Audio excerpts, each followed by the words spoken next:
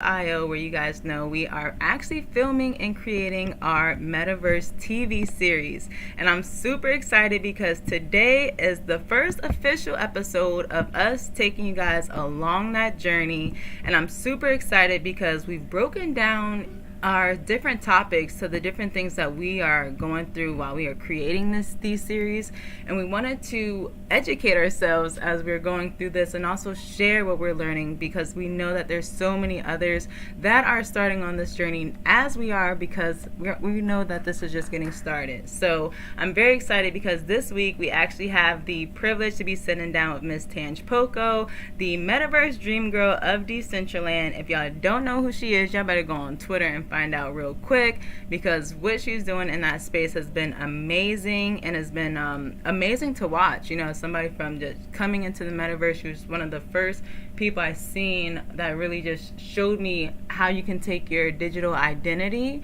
and continue to build community. And as a community builder myself, again, it's just so inspirational, and I'm super excited to see and explore your own journey. So I was just telling them we are going to have some fun today by actually exploring all of the digital tools, well, not all of them, but a few of the digital tools that have helped us along all of our digital journeys. Because it was funny, I was just talking to my husband the other day and telling him how I started on Instagram and Discord and, you know, all these different variations of what the metaverse could kind of be, right? Where we're connecting with people on these digital platforms and using them in so many different ways. So I was really excited to actually be able to slow down and dive in and talk with you guys. So I see we have some more people popping in. Welcome, welcome.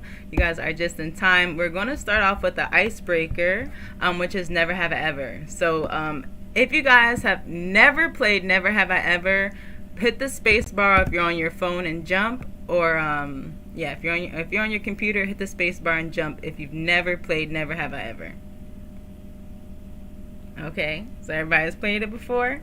Okay, and y'all might be kind of picking up where we're going with this, okay? So what we're going to do is play Never Have I Ever, and I have a few questions that I'm going to be asking. And if you have done this before, I want you to jump. And if you've done it before, you'll also be able to share how you've done it or a tool that may have helped you be able to get it done. Okay, I see over there jumping Tang, you got it. And everybody will be able to do the same. And this is a game for everybody to play, even in our audience. So I do have the camera backed up where everybody will be able to be a part. If you don't want to unmute yourself, if you're in the audience, you can also drop it in the chat and I'll also read it there. So let's get this party started. Question number 1. Never have I ever created or did a TikTok dance challenge and shared it online. And that can be an IG reel as well. Any TikTok dancers? I have never. Kush, you Does that mean I drank? Oh no. If you have done it, then you jump. Kush, what TikTok dance did you do? No. It's not. Sorry. I was about to say, did you do the one when they were doing the drumline thing and they swirl around? Okay, I see Science did. Okay. Science, so what TikTok challenge did you do? It was this really, really cool song by Lima Blaze called "Put on God." And I recorded it a couple of times. It was the only one I ever did. And I actually deleted it because I think I looked really foolish. It was the only one that I ever did. But it was me, one of my homegirls, and one of her homegirls, and the three of us got together in the park, and we did like the little dance that went along with it. Okay. And so would you say it was the song that inspired you to? That's why you like really wanted to do it? Because you like the song and really wanted to kind of be a part of that promotion and being maybe seen by that artist? Is that what motivated that? Or what motivated you to do it if you never had? Loved the song for sure. But what really motivated me was they're South African artists, and I saw all these people in like Africa doing it, and I was like, oh my gosh, no one in the States has like really done it yet. And so that's what really inspired me. I was like, I definitely want to like put people on in the States to not only this song, but like this cool little challenge that all these people in Africa are doing. I love that. I love that. And look at how global that is, right? Like you've seen that and was able to be a part of that on an entire different continent. And that's so powerful, especially being a part of that trend early.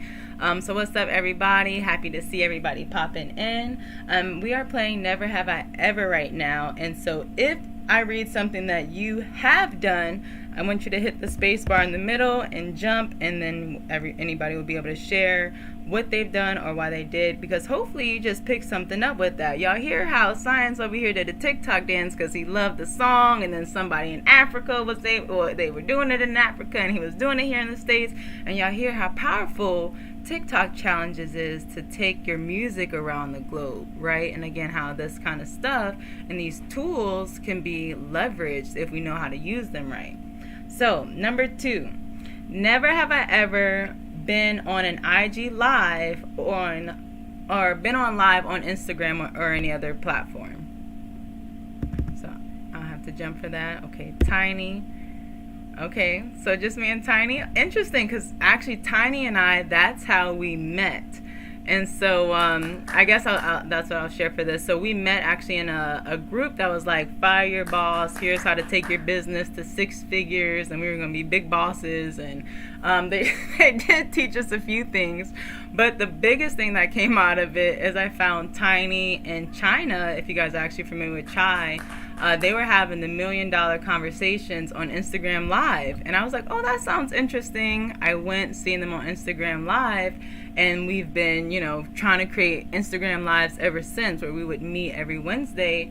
Where fast forward, I started to do pop-up actually on Instagram Live. So myself, I was doing like book reviews. I had a book club that I actually started on OnlyFans. And my slogan was all books, no booty. And I swear to you, I'm telling you, my digital journey has been an interesting one. And so that kind of went to Instagram Lives instead. And then that even turned into pop-up shops because I was getting into fashion. And then Tiny created homemade jewelry. And I created this whole ecosystem of women that had businesses and were just supporting each other and their books and everything. And I would host pop-up shops. And Tiny was actually one of the vendors that sold like what I think you sold like over $500, Tiny, and we had like 10 people on Instagram Live, and we were going through, and I was able to facilitate something like that. And that's how I was using Instagram Lives. And I seen that because I seen so many other people being able to do that by going to the thrift store and just going on Instagram Live and showing people. And if somebody is watching your live, they let you know they want to buy it. You connect via DM how you want to pay for it. And it showed you how powerful a tool like that is, again, to even find new customers. I remember Tiny had like just gotten a car accident. So I'm like, look, y'all know Tiny be selling her earrings. We're going to go on live and everybody support. And it was, again, another way for a community to really come together and show how we can be self-sufficient. Yeah, Tiny, don't laugh at my slogan. So again, powerful tools, even something as simple as Instagram Live. And so nobody else has gone, though, so I see that's no problem. So question number 3. Never have I ever built or showcased a virtual art gallery or exhibit in the Metaverse.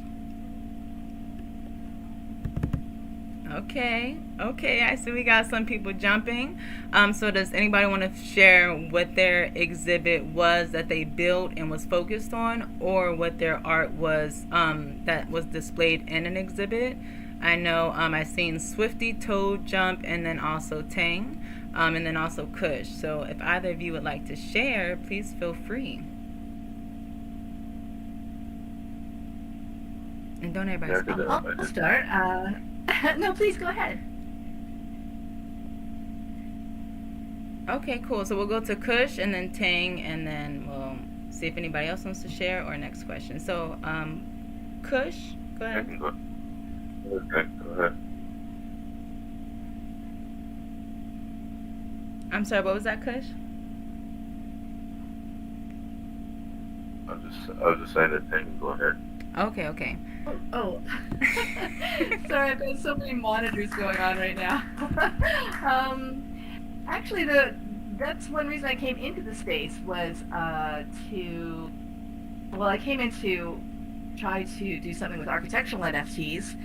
The first NFT that I made was an art gallery, and I dropped it into Decentraland and I showed some photographs. So before my time in Decentraland, I did fancy myself a little bit of a fine art photographer. I took a lot of pictures of like you know, like graffiti and little bits of paper and just kind of like really obscure, strange stuff. I called it wall filth or wall candy if it was pretty, and wall filth if it was kind of dirty. And I really, really liked it. I had a little bit of luck getting into some galleries in real life and some magazines. But that was the first thing that I did in Metaverse, was actually put up a very small exhibition of my artwork. That seems like a million years ago now, because I've done so many other things that I don't even think anybody realizes that I was an artist at one time. I love that, and that's amazing, right? Like, look how far you've come. Like, that's how you started, and now you've done so much from there. So that's amazing, and I would love to see that art. I'm all about graffiti and like that raw art too. So it sounds like a dope experience. I see Tiny also dropped in the chat that she has a Mommies in the Metaverse exhibit, which is here in Spatial. It's for different women that have been building in the space, which is also great. Yeah, she dropped that on Mother's Day actually. So you guys can definitely check that out as well. Kush, did you want to share about your exhibit? Sure. I got a couple spaces that I've done art that I've done for myself, like for collections, people to collect, and then I've also done some spaces here where I show off some of the items that I've collected through the thing I did in the Web3 space. And kind of did an annual gamification space. I hope to like move forward with that as more. But yeah, just trying to take some more advantage of what they're offering here on the platform. That's So dope. the Yeah. spaces here on my profile, yeah, you can check out the if you have time, you guys check out the profiles like that. Or sorry, spaces that I got.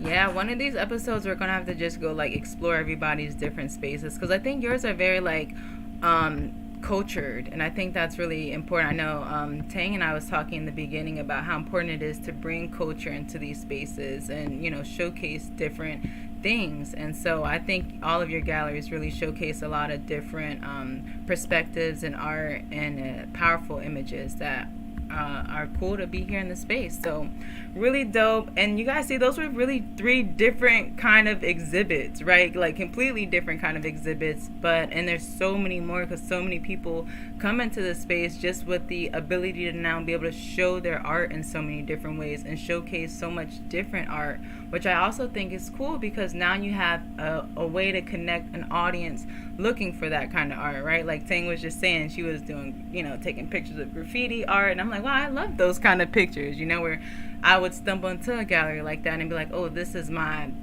stuff, you know, and then maybe buying it as an NFT. And again, the different ways that artists can now empower themselves with these tools. So that has definitely been one of the powerful tools here in the Metaverse. I don't think I've seen anybody else jump about having an exhibit here being featured, which is totally cool. We'll keep it going. And so question number 4, never have I ever hosted a virtual event. Obviously, I'm hosting one now. Okay, I see. I don't know why I lunge at you every time I jump. I'm so sorry. It's all good. It's all good. I love it. You're very ecstatic. I'm ecstatic too. Like, did it, been there, done it.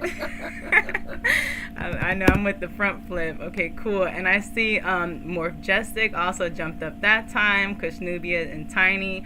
So first I'm gonna see if Morphjestic wants to share, since we haven't spoken with you just yet. Were you able to unmute and wanted to share about the event that you hosted? And if not, feel free to just drop it in the chat. Hey, how's it going? Awesome. How are you? Good. So yeah, I've actually hosted a bunch of different events and galleries within Decentraland through working with Decentral Games. And also, actually, on a side project, Snarky Sharks, we've hosted some chats and different concerts and things. Wow, super dope. So concerts and games, and I think that's really cool because Decentraland is always like one of those metaverses that I feel like has it all together. Like you can really go in and they have their infrastructure solid where you can, like you said, get partnerships and really host some cool events and everything. So that sounds really cool. Thanks for sharing. You guys heard that, okay? If you're looking for something to do in Decentraland, I just have to quickly jump in too and just say that Murph is being a little bit humble here as the director of events for Decentral Games. He doesn't just host occasional events.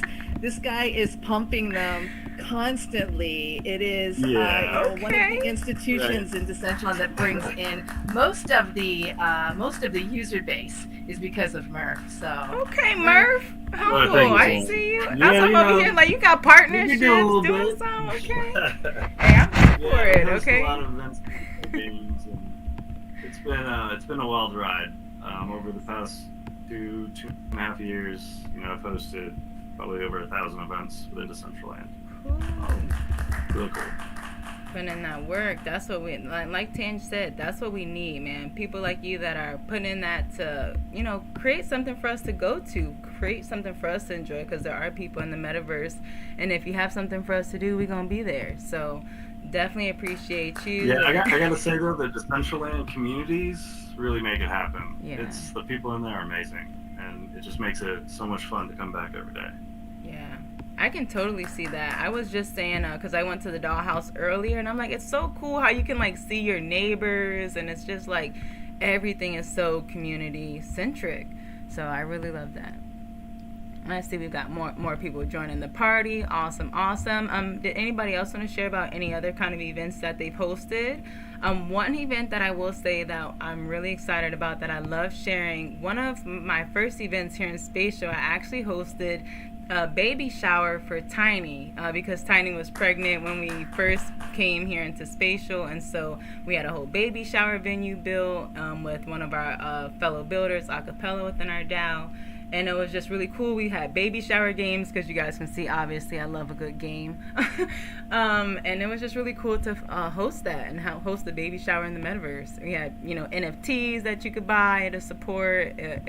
Thanks, Tiny. It was a beautiful experience. And so that was, one of the fun events that I had kind of hosted before. Any others that anybody would like to share? Otherwise, we'll keep it moving right along. Okay, great. Maybe I'll just jump right in. If I could just jump right in and talk about Amanda Daiquiri, who's just come into the place. She and I organized just a couple of weeks ago what we call a block party. And I was reminded of it when you said you came into Decentraland and you could see all the neighbors. This really is something that's specific and cool to Decentraland because we have a whole street area where we've all individually purchased parcels of land. And I think it was 3 weeks ago, Amanda, we all got together and threw this 8-hour party where every single owner had DJs, and we moved the crowd from building to building and building, doing different experiences. Some people had movies, some people DJ'd themselves. I brought in a DJ from Web2. And that kind of community spirit really felt like that real life touch that we were talking about earlier, Mecca. So, yeah, block party was pretty cool. And thank you, Mana. That was amazing. I love a good block party. Next time you guys have one, you gotta let Raw know, because we will be there and we are ready to dance the night away. You see me and Tiny hit it right on point. I'm trying to tell you. And so I love that. No, that sounds awesome. And thanks for shouting out everybody in the crowd, because I love to hear what people have got going on. And if anybody wants to share, please feel free to add your 2 cents in the chat, and we'll definitely keep it going. Tang, you're doing great. I love it. I'm so grateful to have you and all of the people that you brought here. Thank you guys for all being here. And so we'll kind of just keep it moving right along. So we have about 3 more, and then we're going to move into our next segment. So the next one will be, never have I ever created or sold virtual real estate properties in a metaverse platform. Okay. So we got lots of hodlers. me personally, I've only explored free metaverses so far. And I will say, in my own personal story, I was into crypto, well, I've been in cryptocurrency for a while now. And Decentraland was actually one of the metaverses I've seen, like, I don't even remember the year. I want to say maybe 2020, maybe. And that's maybe pushing it. But I remember finding it was like the cheapest piece of land that I could find in Decentraland was $4,000. And I still punch myself in the face today for not buying it. So that's my own little story. And from there, I've explored an open source metaverse like Neos and Spatial here, where we can kind of make hundreds of different variations of different spaces, because we're all about variations of the same idea as well for producing our different shows. But I've not explored flipping property just yet. Let's see here. Oh yeah, I see Kush said he hosts Dope Docs, which is where he hosts Dope Documentaries on Thursdays at 6. That's definitely a vibe. Cool. So that's an interesting one. Nobody's ever sold virtual property. Number 2. So never have I ever used a digital avatar on social media like Instagram, which is very intriguing because Instagram also has avatars now. So you can do a mix of it as well. Okay, I was gonna say, I know I definitely have. Okay, Science has too. I know for the Mo Life crew, we've been using Zepeto, and I could be saying that horribly wrong, but we've been using Zepeto recently for our avatars to like co-create all together, and it's been amazing. You know, I go and all of our cast have an avatar, and I can just make one quick video with all of us doing something that's also like a TikTok reel, kind of like what we were saying earlier, that I can match to the trending sound, and it starts to kind of put all these different things that we've been talking about together. Tang, did I see you also pop up by saying that you use your avatar on your different social media content as well? Well, of course you do. I mean, we see you. You definitely see me looking good on your posters. Thank you. Awesome. I see Tiny said we always look so cute in the videos on Zepeto. They definitely do. Awesome. And then Science, I seen you also jump up. Did you have any other tools that you had wanted to share about any digital avatars that you've used before? So I actually play around on the Oculus, and so I have my avatar in Horizon Worlds, and from time to time I'll create content with that. And post some of that.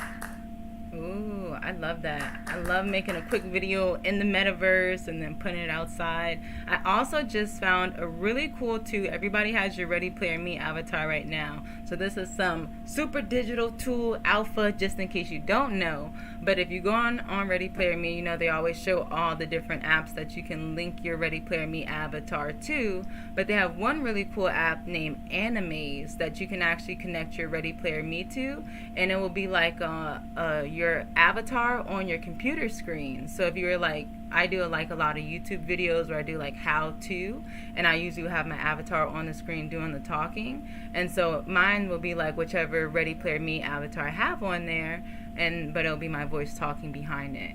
And so that's a really cool one that I've used.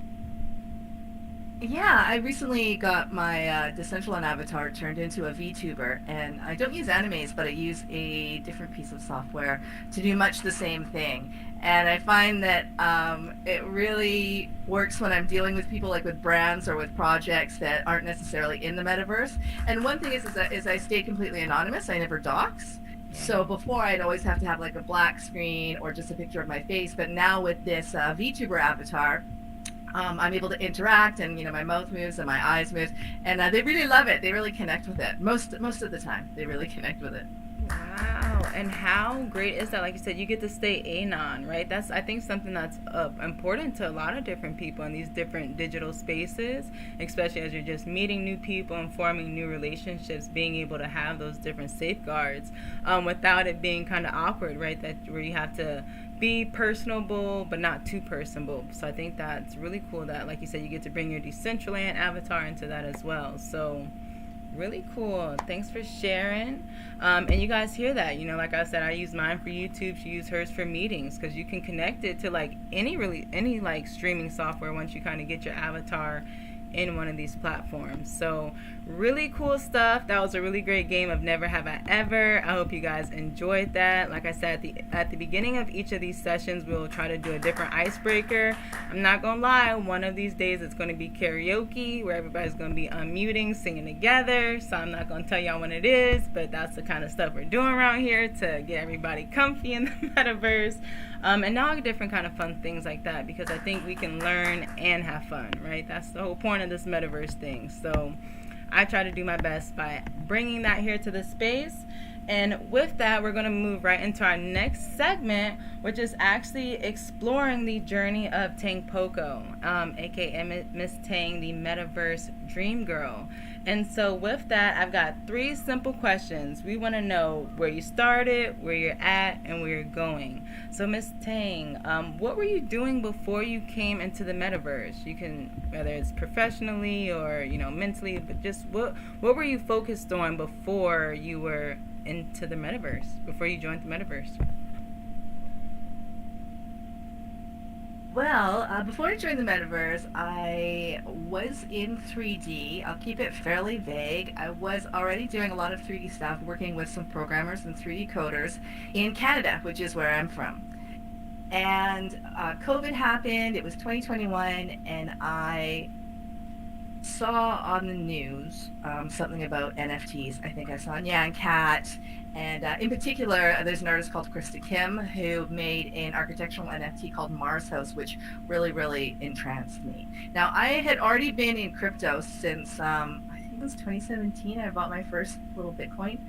And, we had a big crash in 2018, and then I kind of put it all away. And it wasn't until 2021 that I started looking at crypto again, hearing a little bit more about it, and then this NFT thing. Because I knew so many 3D builders and coders, I thought it would be really exciting to make an immersive space, kind of like Mars House was. Before that, I had thought that NFTs could only be in 2D form or in digital form. I didn't realize I could make a 3D space. And I love the idea of being able to invite people and friends to hang out inside your community space. I mean, I was really new to all of this. So we built the building, we created the NFT, and I realized, where do these places even go? I saw them on OpenSea, and then they just sit there doing nothing. The whole thing was about togetherness and bringing people together. So I needed to find a space for these NFTs to live. I started looking at different virtual worlds. I looked at one called Crypto Voxels, I looked at one called Somnium Space, and I looked at one called Decentraland, which I had heard about a little bit before, back in 2018, I think. I didn't know much about decentralization or anything like that, but I reached out to somebody on Reddit. They were so super friendly, and they invited me in. They rented me some land. They taught me how to use MetaMask and what Mana was all about. And I had a really successful time. I put in the architectural NFT. It got sold right away. I started making a couple more. Those also got sold right away. But more importantly, very, very quickly, I realized that this virtual was not about me selling my products to people. It was about me connecting with people in a really interesting way. I really loved that I was able to not really say too much about myself and who I was, but just to have a conversation with somebody. And it was minds meeting minds, hearts meeting hearts. It didn't matter what you looked like or where you were from. You were just connecting over, say, walking around in the world, and there was a really cool build and somebody else was next to you. You just started this conversation with them. I really, really loved that. I love the fact that there was this whole economy that we had over in Decentraland. A wearables market was really super exciting to me. So again, I just started getting more and more involved in the community. Now, it did take me a while to find my place, but that was okay. I spent the first 6 months really wandering around, trying to find people to hang out with, and I ended up at Decentral Games, which is where Murph Jessic is the director of events. I ended up there where they had kind of like a poker game that would go on three times a day. And that kind of consistent thing that happened 3 times a day was what actually made me stay in the metaverse. There was like this little group of friends that I knew was always going to be there. There was an event that was always taking place at a certain time. That consistency, that familiarity is what kept me staying there. And I started to learn about what a virtual community was like. Should I go on? Am I talking too much? No, you was over there dropping gems. I think we were all like, "Woo, yes, that's the metaverse story, man." And like you said, those communities, events, and consistency, and knowing that you're gonna have friends to go in there and hang out with, right? It makes all the difference. Wow, that's it really does. It really does. From there on. Let me backtrack a little bit. At that time, which again was summer of 2021, I didn't feel there was a lot of female representation in the metaverse, and maybe you guys have kind of felt that too. That it was very much a homogenous kind of culture. There was not a lot of underrepresented groups in the culture. So I just wanted, I didn't go into it with some big thoughts or anything. I just wanted cute clothes to wear. So I made like some kind of sexy girl wearables, and those turned out to be super popular. I became known a little bit for kind of creating these really sexy feminine wearables. One outfit in particular was pink, and it went quote unquote viral in the metaverse. People loved it. They started wearing it. A bunch of girls got together, and we'd go to a certain nightclub or a certain event, and we'd all happen to be wearing this cute pink outfit. It looked really, this sounds so silly now, but it was really impactful at the time. They'd see us, we'd start dancing together. We became kind of a little bit of a club and a little bit of a sensation. These people started kind of following us around. We started a Twitter feed to just sort of say like, oh, we're going to be at this party or that party. At some point, we made a conscious decision to attend parties and events and throw highlight on events of creative people in our metaverse, people that we wanted to highlight, so we could show them our support. Where we kind of went, the party would kind of follow, so that was a bit of value for them as well.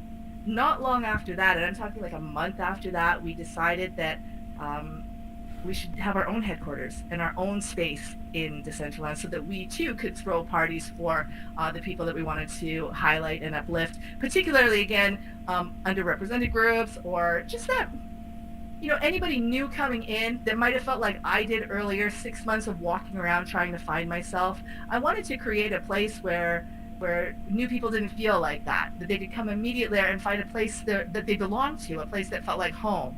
So that's kind of what we created with our headquarters, which I called Dollhouse. From its grand opening in February of 2022, it's become extremely popular. So there's parties every night. We do so many weekly events. I think that everybody knows Dollhouse in Decentraland, and hopefully they all feel like it's a bit of home. So that was where I started, and kind of rolled that into where I am. Oh, I love it. And if you guys look back at the well, behind us. Well, let me just walk over here. Especially since I'm filming, you guys can see this is the crew, right? This is your what would you guys call your group? Is it the We called our group the DCL Baby Dolls. Yes. Baby Doll was the name of that pink wearable that I created. And actually the community sort of named us. It wasn't anything that we chose ourselves. It just kind of happened like that. Oh, I love that. And you guys can see this is also a picture of the dollhouse. And if you actually click where it says go to the dollhouse, it'll actually take you right there. And so we'll also leave this, and we'll leave this picture here as a token of appreciation to Tang for coming, so that anytime anybody comes through this podcast, they can go check out the dollhouse. And y'all heard, she's always having events, so you can always find us there. Especially, I know a lot of us in Central are used to our links and kind of clicking on them to get into the spaces. I know Decentraland has like coordinates and like different variations of the space that I don't quite understand exactly yet. Like I was at the dollhouse and I was trying to find you guys at the one place, but I could not figure out where to enter my coordinates for the next place. And I was like, you know what? I changed my hair, my outfit. I'm going to be ready for the next event that happens right here. Because this is where I know how to get. Perfect. We'll have to do an onboarding tour or something like that. Yes, totally here for that. Totally here. Because I think, each metaverse is just so cool. Different events and different metaverse. Like you said, I think you're in 2 right now. And, that's what the metaverse is all about. Just, where you're at and what you're doing in that space. And, we'll be in another tomorrow. So definitely excited about that. And you have explained a bit about what you're doing now with the dollhouse. And so what would you say is like what you've been focusing on right now? I know, like, just from me sharing or looking at Twitter today, I seen you were a part of a few different events and sharing for other creators. So Is that where your focus has been now that you've established with the baby dolls and you guys kind of have your what you all have been building and set, and so now you're just connecting with other creators at this point, or what would you say you're focused on right Well, now? I've been really lucky.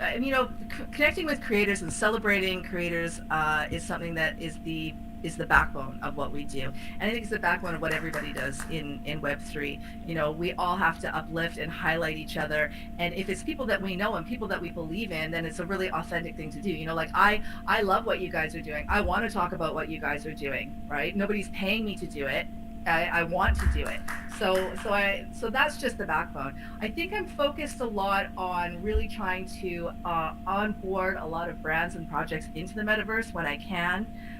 That I think is what the next step is to bring this on mainstream. And just something that I personally enjoy doing is trying to come up with really creative concepts for Web2 brands, for mainstream brands, to how to come in and reach our community, create immersive experiences, and really try and resonate with the culture that we're all trying to build.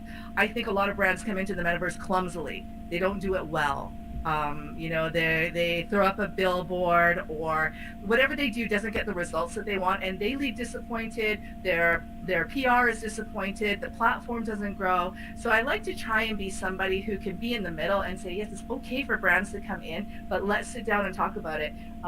Reach into the culture and try and guide them to come in a way that resonates, and then everybody's happy. So that's where I'm really focused right now. It's a little bit more difficult in a bear market, but it's a cliche to say that this is the time to build, but this is the time to build, and that's what we're doing. In terms of what I'm doing within Decentraland and within the community, I'm really happy to officially announce tomorrow, actually, that I've signed on to be part of a major festival with Spotty Wi-Fi. I'll be having my own stage for this festival in August, which I'll be curating a lot of female artists, which I'm really super excited about, and talks for that are just starting to go on now. Wow, amazing. And I totally agree. We do a lot of the things that we're doing right now just because we understand it's needed in the space, supporting each other. It comes naturally because, like you said, everything everybody's doing is so amazing, and it's a part of this culture. And I think that these new businesses do need it, because it is disheartening when you get excited that they're coming in and then it doesn't have the spark that they needed because they don't quite get it, and it's because they forget that they need the people that do get it to really help them get it, because it is a bit more than it appears, especially because people are in here building and interacting. And so I think it's so important that, like you said, you take these brands by the hand, come into the space. I know here, like I said, in the raw DAO, that's exactly what we are. We're just a bunch of individual businesses helping other businesses go physical to digital. That's our whole mission, and it's important because we tell everybody's going digital, and whether you figure it out now or later, it's going to take people like us in the space that show them how to do it, and help them create this in their plan in the next 5 to 10 years if they want to still be in business. And so I'm definitely here for it. Anything that you can do, we're all in support of. We got a TV show, commercials, ads, we trying to figure it all out as well. And I think all of these different pieces really will help other brands start to get it as well. So, man, you just dropped some good gems on us right there. So I've got one last question. Well, it's kind of like a two-part question, which is, where are you headed? So please give us one short-term goal and one long-term goal that you have right now. Ooh, okay. Well, short-term goal always is going to be to continue to try and bring value to Decentraland and bring value to the platform, whether that's working with Spotty or finding new and interesting ways to draw people in. Long-term, I think there's always I think that we need to expand into different metaverses. So it's awesome that you guys invited me here to Spatial. I want to look at all the different metaverses, not just Web3, but also Web 2.5, or even places like Roblox and Fortnite. I think all of these things are connected. We're all of the same mindset and the same family. These people that want to be in the virtual worlds together. So I would love to start building a dollhouse in Spatial, for instance. I think would be awesome, right? So just expansion, and I invite all of you too as well to come to Decentraland and set up a shop there as well. You know, we talk a lot about interoperability and you know, making sure that our NFT can go from metaverse to metaverse. Really, the important thing is that our communities can go from metaverse to metaverse. I don't know if you guys have tried Hyperfly, but that's an amazing metaverse that's just opened up and super easy to build, and it's so nice to be early there. So I definitely recommend going to Hyperfly. There's just so many out there right now, and I want to visit them all, and I want to make a presence in all of them. That was such a great point right there, being present. I'm ready for the Dollhouse here in Space Show. You know I'm ready for that one. And Roblox, I'm right there with you. We gotta go. We gotta come up with something there, because my 5-year-old actually, I have a little education center that I built in here, and he plays his educational games, and we stream them on YouTube, but he plays them in the metaverse, and I'm like, I gotta just take you to Roblox to do this, because that's where your peers are, and then he likes to play on there already, because he watches YouTube where they're talking about, because he's been homeschooled up until now. So I'm like, how do you even know what that is? But because he's aware on what we're doing and sees us, and I was over here wearing his avatar because he was streaming recent. So it's for that next generation, and being present in all these different communities is important. But I think you also said something, which was being able to mobilize your community. Your community is over here showing now. Okay, I see y'all over there looking good. And that's important, and like I said, something like myself as a community builder have been trying to figure out, like, how do you really harness that, support of a community and say, hey, we are going to go tackle this mission together. I don't have a lot of funds to pay you to be there, but I think we all just share a common mission, and we've got an awesome group right here, and even more that haven't been able to make it for whatever the reason may be, which is perfectly fine. But just being able to move, if we would go to elsewhere, I think is important to be able to do. So everyone be mindful of. Great point. Awesome. So we will just keep moving right along. I do have one last question about those tools as well. I see Boogie just popped in, but before I ask my last question to Miss Tang, I wanted to pause and see if anybody had any questions about anything that you've learned about Tang's journey so far, anything that you heard that you wanted to ask a question and clarify, or anything of that nature. If not, then my last question, just for the sake of our topic today, which are the digital tools that really helped you reach new heights. Were there any digital tools that you would say, well, aside from the metaverse, that really helped you to connect with your community, or even educate and, connect them? Because I think that's what you did very well. Like you said, you connected and you've been nurturing that community. And are there any tools that you felt like really helped you to be able to do so? There's probably some that I'm forgetting, but of course you have like the main ones, Discord and Twitter are invaluable to what we're doing. We have no way to communicate with each other otherwise. And so Discord and Twitter are massive. I did want to say that that Kick is a new streaming platform. I'm sure you guys have all heard about it. We have, let's see, Blease is here in the crowd. He's my social media manager, and he started us on a Kick channel. I think we're probably streaming it right now. I would strongly recommend doing that. I mean, it's a new platform, and I think when the platform is new, you have more of a chance to stand out. And they pay people. We stream on Kick too. We've been trying to pick. You stream on Kick too? Yes, we do. Yes, we do. Awesome. We've been trying, because usually we'll stream on them all. We're streaming on Kick, Rumble, Twitter, YouTube, at Twitch. Amazing. Go watch Facebook. Watch it everywhere. But we've been trying to focus it on one platform, so we can tell people to go to one place. And Kick, we do. There is always. For sure, there's risk of being in too many spaces at once, being in too many places, and I'm trying to start to balance that now. Like even the whole Twitter and Threads thing. Yes. I just can't. I can't. It made me not want to do either. I was like, I don't even want to do any social media. No, it was exhausting, and I don't know. I think I'm over Threads. I think I just gotta stick with it. Me too. But I will say, What about you? Threads did bring us together. Threads gave me the confidence to reach out to you, Tang, because I was over here like, What? oh my gosh, you liked one of my That is posts. true. I totally fangirled when you liked my post because I was like, I didn't even know you knew who I was in my little metaverse space. I'm like, Aw. I'm over here like, I got some digital content. Let me see what she's trying to do. And you were all for it. So I was like, okay. Oh, I'm so glad you reached out. I really am. Thank you so much for inviting me. It was awesome. It's been great to meet you all, and I really would love to know more about what you're doing. Oh, well, we about to get into that segment right now. So just like Miss Tang asked, that's what we're about to talk about right now, which is actually our journey into the Mo Life universe, because we have definitely been working on creating our pilot episode. Well, we've created our pilot episode for the XR Film Festival, and shout out to Boogie because I see she is actually here. So super dope, where she actually hosted a whole cohort, and we learned how to create digital content, but like industry standards, and how to really go into creating a production that you want to take into the industry. And so you guys know that was one thing I was saying was super important for us now, which is, you know, for people to take this content serious. So being able to go through that experience and learn these tools to really polish up our content was super awesome.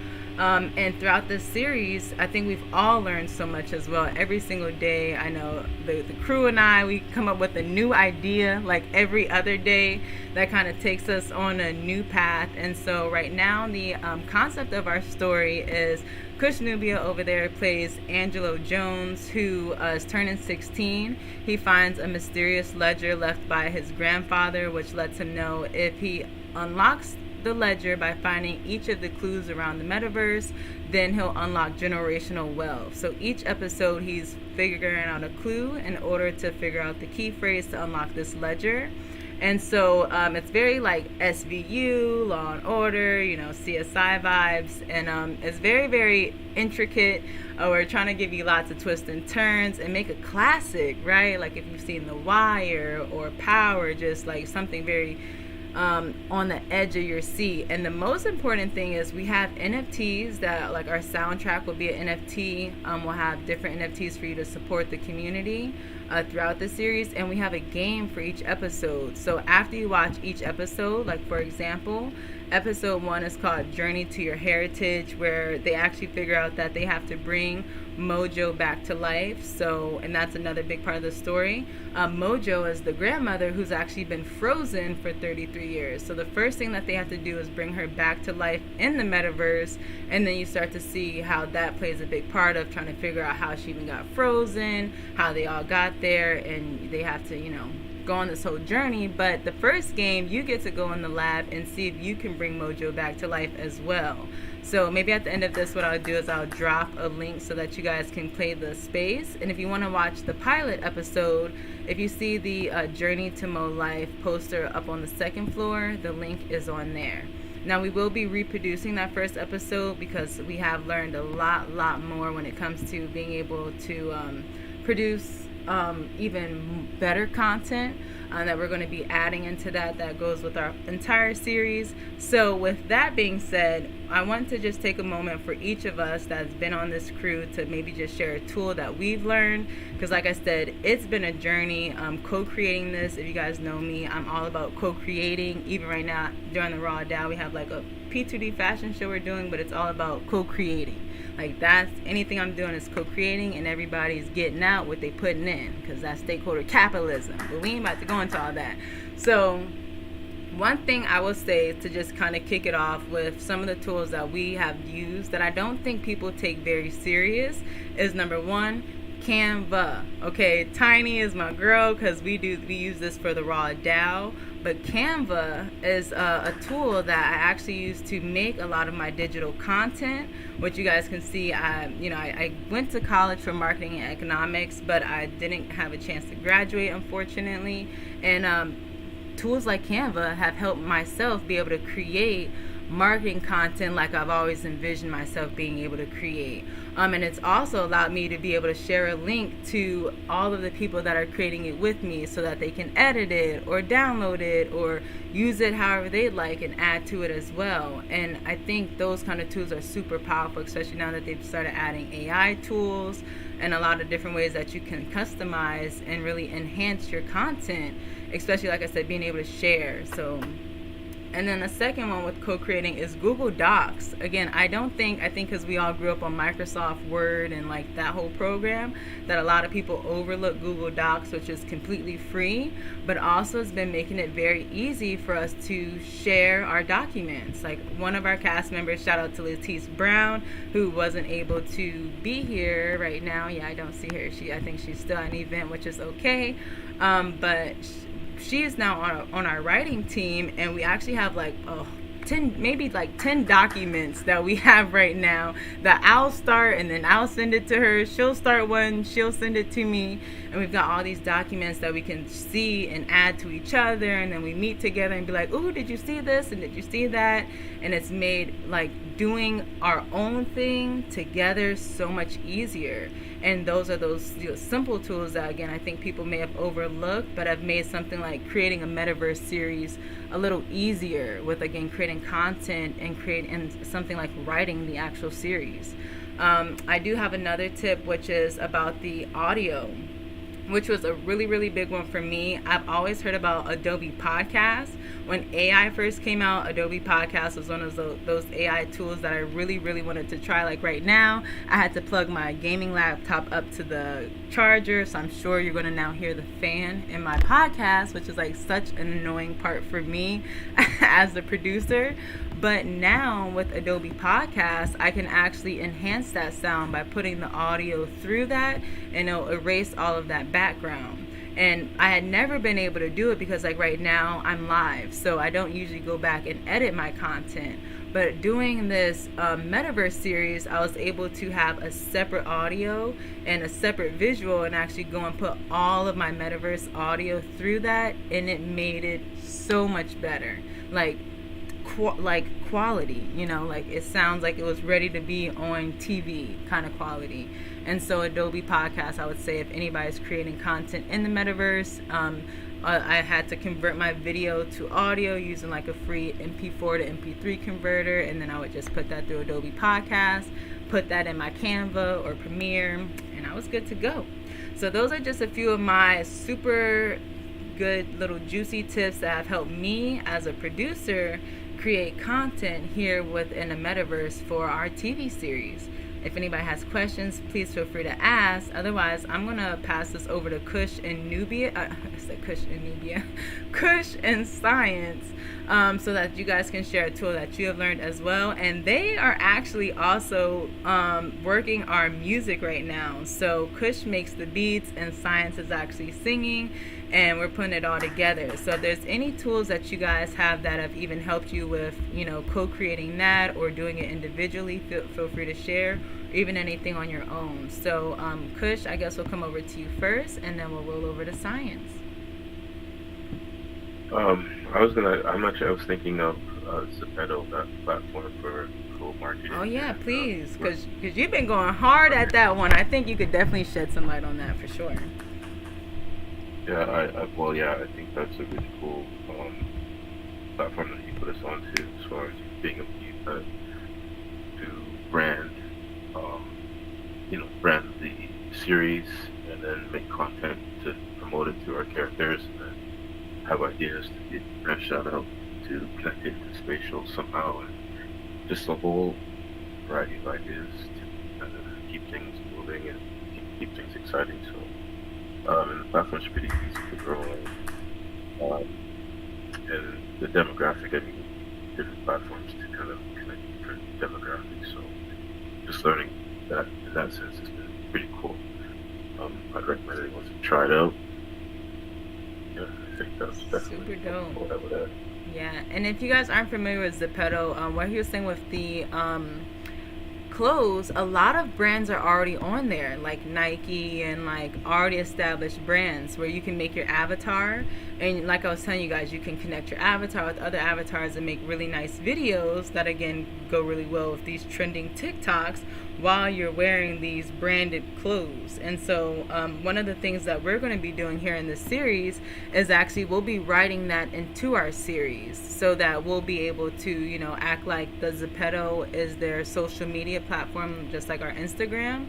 So that will be our way of actually promoting Zepeto within that. And we're going to actually promote our community to create avatars on there and create content with our avatars as well for different challenges. So we've started a few different processes to start being able to go live and try to get sponsorships and different things like that, because again, they already have such a great base where if we can get in there early, we can really take off. And I think Tang really said something important about that earlier, which is getting in on these platforms early. You know, when there's not a lot of people, so that you do meet those original builders in that space. You guys do build, you know, those alliances, and then once you have your solid ground, everybody comes rushing in and you ready. And so really cool stuff. Kush already has some wearables up on there, 1,000 followers. So he's definitely the guy to talk to about how to even build that. Every day he's on me like, Mo, just go on live, go in there for 1 hour every day. And I'm like, I'm going to do it. But it would be a lot. It'd be a lot to do. So I appreciate the fact that Kush does take the time to do that and is being present in doing that. So shout out to you, Kush, and that is a really great tool. So, and if you guys see our Instagram, Mo Life Universe, and you've seen us like dancing and stuff, those are Zepeto avatars. So one of the things we'll definitely be doing is educating even non-metaverse people how you have different avatars, right, and different stuff like that. So all about education in the midst of it all. Science, I would love to pass it over to you. Oh, actually, I see Tang said, Kush, I would like to know how you made wearables on Zepeto. And then, yeah, I see Tiny says she heard about your wearables. How would she get it? So, Kush, did you want to share a bit about the wearables there? Yeah, sure. Yeah, it was pretty easy. They had ready-made base items that you could select. You pretty much just upload your picture, and it sets the picture. You can set the sizing depending on how you set your sizing, is how it will lay out on the item. So you don't have to ship anything, just basically on the size is how it will appear. So the bigger the image, the bigger it will look on the. So kind of like will fall off the edges of the item. So the smaller you make it, the better it will appear on the item. And that's pretty much it. You just submit it. They review it in a couple of days. That's it. You can set they use Zems, which is the currency that they use, and you can set the value of that, and that's it. Once it gets approved, then you're ready for sale. And I think you said you have to get like over 100 Zems before you can start cashing out, right? And I think they're all like usually. I think it's 5,000. Oh, I think it's 5,000. Okay. And you can start cashing out your actual dollars. Cool. And I know I had looked into it too, and I did see you can upload custom patterns as well, like if you have your own actual 3D asset, but it will still go through that same approval process like you said. But I thought it was really dope how they just have the templates, and like you said, you just add your pictures and customize, and that's basically it. Yeah, and now they also have the other package now where you can do it in Unity, you can get more detail. Yeah. So if you go through Unity, you can add more items. Super cool. And that is something that Kush has started working on with his wearables and stuff. So everybody stay tuned for that, and definitely appreciate you for keeping us up to date. If you have a link for it, feel free to drop it in the chat, because I know Tiny's looking for it, and I was trying to tell her about it earlier. And so yes, Tiny, you can use your physical resin patterns on the wearables. So that was one of the things that if you guys don't know, like I had mentioned before, we do have a P2d fashion show happening this season. One of the things when I came into this space, I make physical tie-dye t-shirts, and then I turn them into digital patterns, and then we make digital, fashion with them. And one of my biggest things was showing everybody how they can do that. And so Tiny also makes resin art and like resin things and so she takes her pattern from there as well in order to make patterns. So Tiny, I think that would be super dope to include your resin back on that if you get that out. So definitely super cool stuff. Awesome. And then you guys hear that's cool wearables right there, okay? And then also you can export your avatar, and because spatial you can import your avatar, you can also do that as well. So Science, did you want to share as well? Yeah, you guys actually really covered a lot of the tools that I use. What I will say is that I'm fairly new to the metaverse, and so utilizing all these different tools to do really cool things has been really beneficial, and it's been this really cool learning journey for me. Specifically, I'll talk about like Canva. I don't know if many of you were aware that for the event that happened with Harlem Film House, the XR Film Festival, we actually released PO-ops for the people who screenshot their tickets and let them know that they came. Let us know that they came, and Mecca and I, or Mo and I, went into Canva and created that PO-op. It was the first PO-op I ever created, and we did like the legwork on that. I was really new to it, and so that was really cool. And when it came to Zepeto, taking like the Zepeto videos and adding like CapCut to it, a little bit of music, like almost creating a reel to it, has been really fun and interesting to me. Just kind of combining all these different resources and kind of seeing where I fit in with that. When it comes to the music, I think that's the next step for me.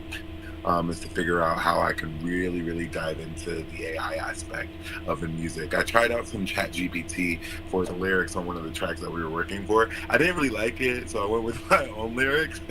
But I do think that, like, for the soundtrack, that's something that I really want to see if I can find some other resources in music. It's just some like AI music tools. Wow.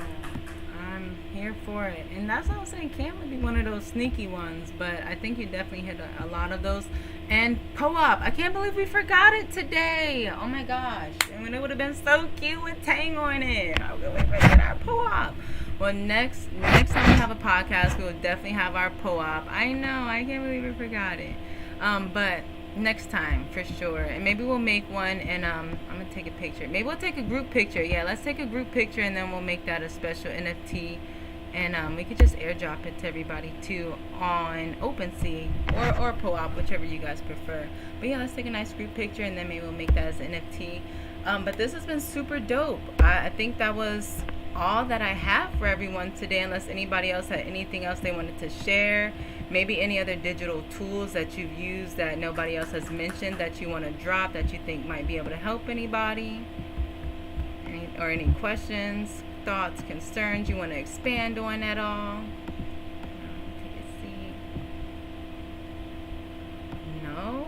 Oh, look at everybody looking so nice. Okay. Tiny said, ooh, checking it out as soon as we're done here. I'm playing a game. Okay, great. Awesome. Well, this has been really great, guys. Like I was saying, if you want to check out the dollhouse, you can click this link here on the dollhouse, so you can actually check that out. I did get my avatar nice and cute, so next time they have an event, y'all know I'm going to be right there. And then make sure you guys have all liked the space, because we will do this bi-weekly. Our next one will actually be on the 26th, and we'll be talking about intellectual property and how to protect it. And I definitely heard you talking a lot about NFTs, things. I know you're all about NFTs and that ownership and protecting your knowledge and, working what you got. So, and I want to have that conversation because we're all working really hard to create great things. And we have to talk about how to protect those as well, because maybe some things are open and you want to give the world, and maybe some things you don't, and that's okay. And I think just having the conversation is how we get that started. So I definitely appreciate everybody for being here. I appreciate everybody for watching, whether you're watching on YouTube, even on Kick, wherever you're watching. We definitely appreciate the support, and we'll be back soon. Peace.